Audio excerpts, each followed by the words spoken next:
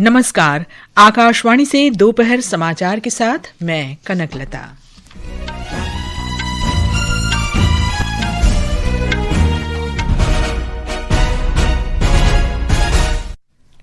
प्रधानमंत्री नरेंद्र मोदी ने विद्यार्थियों से कहा, परीक्षा की अपनी तैयारी के तरीके पर पूर्ण भरोसा रखें।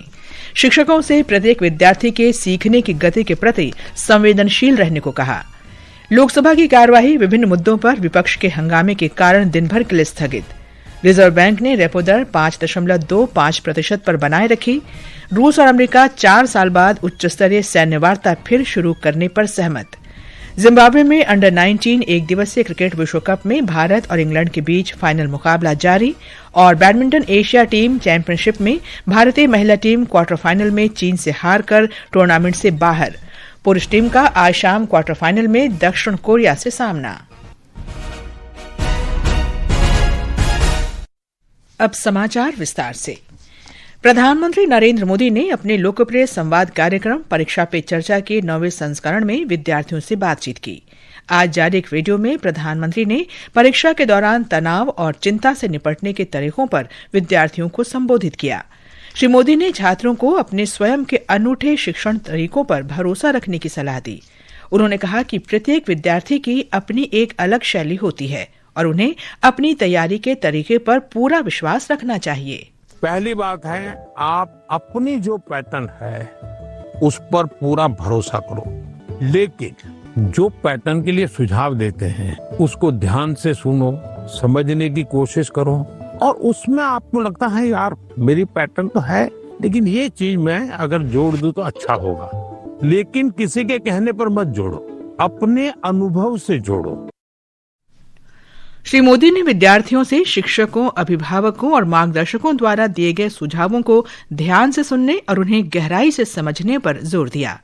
श्री मोदी ने कहा कि सच्चा आत्मविश्वास तब आता है जब मार्गदर्शन को आत्मविश्वास के साथ जोड़ा जाता है। स्किल में भी 2 प्रकार के स्किल है, एक है लाइफ स्किल, दूसरा है प्रोफेशनल स्किल। स्किल की शुरुआत तो ज्ञान से ही होती है, तो उसका महत्व कम नहीं है। लाइफ स्किल उसमें कोई कॉम्प्रोमाइज नहीं है, 100% वो तो अचीव करना ही चाहिए। प्रोफेशनल स्किल जिस प्रोफेशन में इंटरेस्ट है इसमें लगातार नया करते जाना। प्रधानमंत्री ने शिक्षकों को प्रत्येक विद्यार्थी की सीखने की गति के प्रति संवेदनशील रहने की सलाह दी। सर्वांगीण विकास पर जोर देते हुए प्रधानमंत्री ने कहा कि शरीर और मन का विकास समान रूप से महत्वपूर्ण है। उन्होंने कहा कि अंतिम लक्ष्य केवल अंक नहीं बल्कि जीवन का संपूर्ण विकास होना चाहिए। जिंदगी परीक्षा के लिए नहीं है, हमारे जीवन को बनाने के लिए शिक्षा एक माध्यम है और हम शिक्षा सही करते हैं, गलत करते हैं तो बार बार हम अपने एग्जाम करते हैं। तो ये जो एग्जाम है वो हमें अपने आप को एग्जामिन करने के लिए एग्जाम है। अल्टीमेट गोल एग्जाम के नंबर नहीं हो सकता है, अल्टीमेट गोल संपूर्ण जीवन के विकास का होना चाहिए। शिक्षा मंत्री धर्मेंद्र प्रधान ने कहा है कि परीक्षा पे चर्चा विभिन्न आयु वर्ग के करोड़ों छात्रों को प्रेरित करती है। नई दिल्ली में श्री प्रधान ने कहा कि प्रधानमंत्री नरेंद्र मोदी के साथ संवाद से छात्रों का आत्मविश्वास बढ़ता है। छोटी छोटी टिप्स के माध्यम से बच्चों की कॉन्फिडेंस को बढ़ाना, बच्चों की आइडियाज को प्रस्फुटित करवाना और बच्चों को एक होलिस्टिक डेवलपमेंट की ओर ले जाना, ये प्रधानमंत्री जी ने देश में कानूनी इंस्टीट्यूशन पिछले कई सालों के अंदर खुद प्रयास करते हुए उसको खड़ा किया है। मैं इसीलिए देश की शिक्षा परिवार की ओर से माननीय प्रधानमंत्री जी का आभार प्रकट करता हूँ। केंद्रीय मंत्री पीयूष गोयल, अन्नपूर्णा देवी, गिरिराज सिंह, गजेंद्र सिंह शेखावत और जयंत चौधरी सहित अन्य मंत्रियों ने परीक्षा पे चर्चा के 9वें संस्करण को सुना। बांग्लादेश की राजधानी ढाका स्थित भारतीय उच्चायोग ने परीक्षा पे चर्चा के 9वें संस्करण का अपने परिसर में सीधा प्रसारण किया। लोकसभा की कार्यवाही विभिन्न मुद्दों पर विपक्ष के हंगामे के कारण दिन भर के लिए स्थगित कर दी गई। पहले स्थगन के बाद बैठक फिर शुरू होने पर कांग्रेस, तृणमूल कांग्रेस और डीएमके सहित विपक्षी सदस्य नारे लगाते हुए सदन के बीचों बीच पहुंच गए। अध्यक्ष ने सदस्यों से कार्यवाही को बाधित न करने का आग्रह किया। हंगामे के बीच संबंधित मंत्रियों ने अपने मंत्रालय के दस्तावेज पटल पर रखे। अध्यक्ष के बार बार अपील के बावजूद विपक्षी सदस्यों ने हंगामा जारी रखा। इसे देखते हुए सदन की कार्यवाही दिन भर के लिए स्थगित कर दी गई।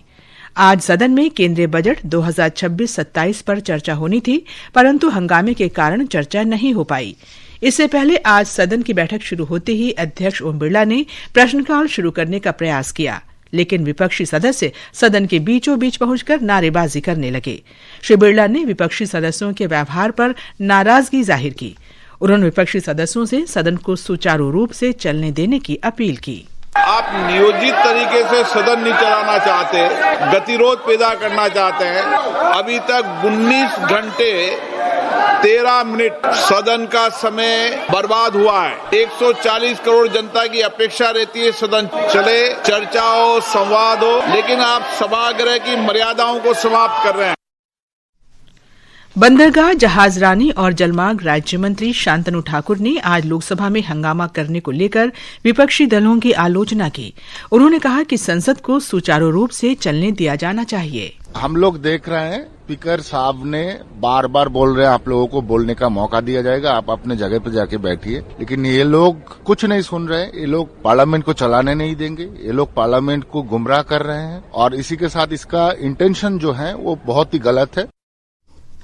कांग्रेस के अध्यक्ष और राज्यसभा में विपक्ष के नेता मल्लिकार्जुन खड़गे ने कहा कि प्रधानमंत्री मोदी ने अपने भाषण में कोई ठोस बात नहीं कही। पार्लियामेंट के उनके 97 मिनट्स के भाषण में वो कोई ऐसा बात नहीं कही और हम लोगों ने जो घंटों से बात करके उनको राष्ट्रपति के अभिभाषण पर जो विचार थे वो रखे उनके सामने, एक रिप्लाई भी उन्होंने नहीं दिया।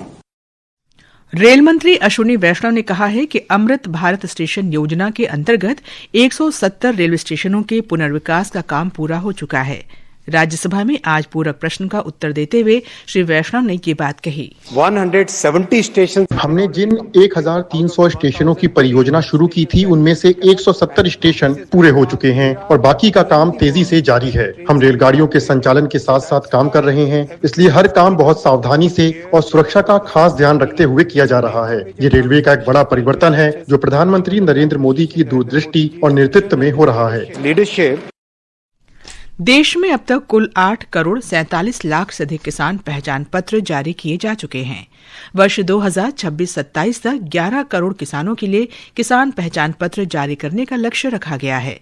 आज राज्यसभा में प्रश्नकाल के दौरान पूरक प्रश्नों का उत्तर देते हुए कृषि मंत्री शिवराज सिंह चौहान ने ये जानकारी दी।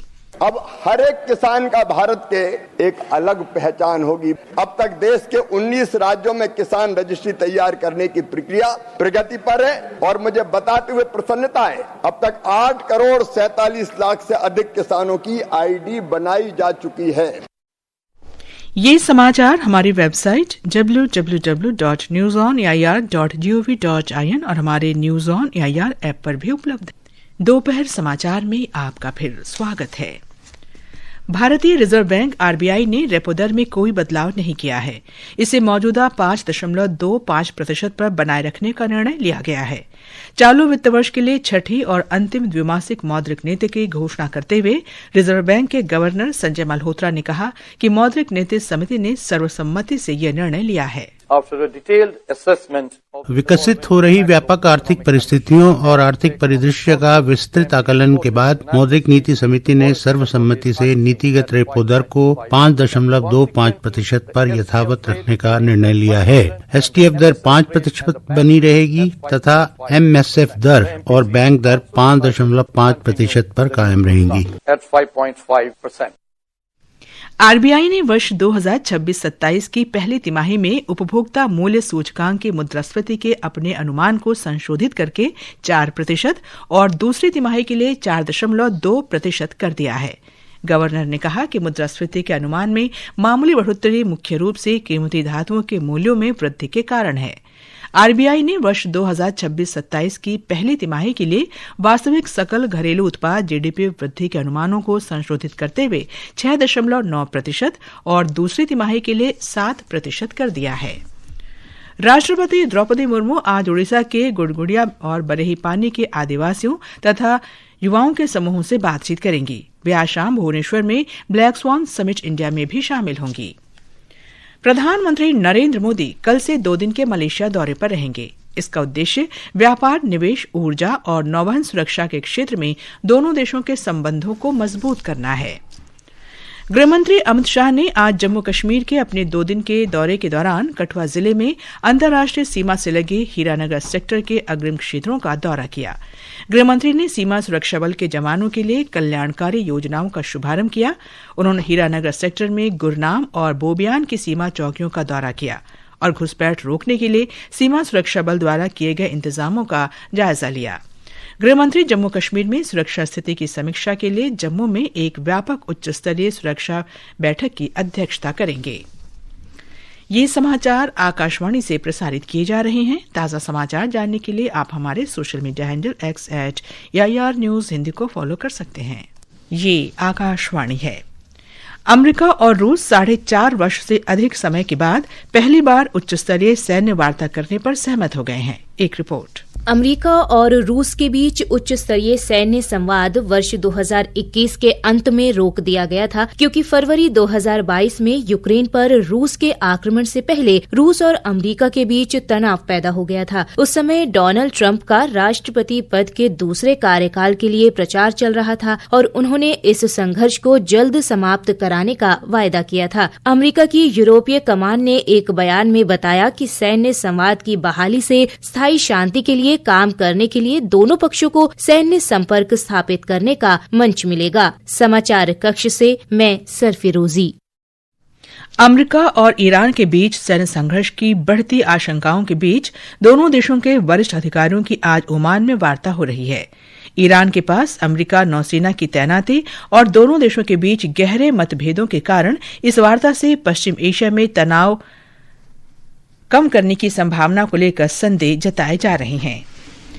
अमेरिका ने पूर्वी प्रशांत महासागर में एक और पोत पर हमला किया है। इस पर मादक पदार्थों की तस्करी का आरोप था। अमेरिका के रक्षा मंत्री पीट हेगसेथ ने कुछ घंटों पहले ही हमले की घोषणा की थी। बांग्लादेश की राजधानी ढाका में पुलिस ने आज मुख्य सलाहकार यूनुस के आवास यमुना की ओर मार्च कर रहे सरकारी कर्मचारियों को तितर बितर करने के लिए लाठीचार्ज, पानी की बौछारें, आंसू गैस और ध्वनि बमों का इस्तेमाल किया। प्रदर्शनकारी 9वें राष्ट्रीय वेतनमान को तत्काल लागू करने की मांग कर रहे हैं। जिम्बाब्वे के हरारे में अंडर 19 क्रिकेट एक दिवसीय विश्व कप के फाइनल में भारत का मुकाबला इंग्लैंड से जारी है। भारत ने टॉस जीतकर बल्लेबाजी करते हुए ताज़ा समाचार मिलने तक 17 ओवर में 1 विकेट पर 149 रन बना लिए थे। इससे पहले भारत सेमीफाइनल में अफगानिस्तान को और इंग्लैंड ऑस्ट्रेलिया को हराकर फाइनल में पहुंचे। टूर्नामेंट में भारतीय टीम अब तक अपराजेय रही है। भारत ये टूर्नामेंट 5 बार जीत चुका है। चीन के छिंगताओ में बैडमिंटन एशिया टीम चैंपियनशिप की महिला टीम स्पर्धा के क्वार्टर फाइनल में चीन ने भारत को 3-0 से हरा दिया। इसके साथ ही भारत का खिताब बचाने का सपना टूट गया। क्वार्टर फाइनल के पहले सिंगल्स में तन्वी शर्मा चीन की गाओ फांगजी से 9-21, 9-21 से हार गई। दूसरे सिंगल्स में रक्षिता रामराज भी चीन की जू वेनजिंग से 14-21, 21-15, 17-21 से हार गई। उधर भारतीय पुरुष टीम का क्वार्टर फाइनल में दक्षिण कोरिया से मुकाबला होगा। होली पर इस वर्ष 1410 विशेष रेलगाड़ियां चलाई जाएंगी। पूर्वी मध्य रेलवे 285, पश्चिमी रेलवे 231, मध्य रेलवे 209 और उत्तर रेलवे 106 रेलगाड़ियां चलाएगा। घरेलू शेयर बाजार के प्रमुख सूचकांक सेंसेक्स और निफ्टी में आज दोपहर के कारोबार में मामूली गिरावट दर्ज की गई। अंतिम समाचार मिलने तक सेंसेक्स 128 अंक गिरकर 83,186 पर और निफ्टी 75 अंक गिरकर 25,569 पर था। अंत में मुख्य समाचार एक बार फिर। प्रधानमंत्री नरेंद्र मोदी ने विद्यार्थियों से कहा, परीक्षा की अपनी तैयारी के तरीके पर पूर्ण भरोसा रखें। शिक्षकों से प्रत्येक विद्यार्थी के सीखने की गति के प्रति संवेदनशील रहने को कहा। लोकसभा की कार्यवाही विभिन्न मुद्दों पर विपक्ष के हंगामे के कारण दिन भर के लिए स्थगित। रिजर्व बैंक ने रेपो दर 5.25% पर बनाए रखी। रूस और अमेरिका 4 साल बाद उच्च स्तरीय सैन्य वार्ता फिर शुरू करने पर सहमत। जिम्बाब्वे में अंडर 19 एक दिवसीय क्रिकेट विश्व कप में भारत और इंग्लैंड के बीच फाइनल मुकाबला जारी। और बैडमिंटन एशिया टीम चैंपियनशिप में भारतीय महिला टीम क्वार्टर फाइनल में चीन से हारकर टूर्नामेंट से बाहर। पुरुष टीम का आज शाम क्वार्टर फाइनल में दक्षिण कोरिया से सामना। इसके साथ ही दोपहर समाचार का ये अंक समाप्त हुआ। नमस्कार।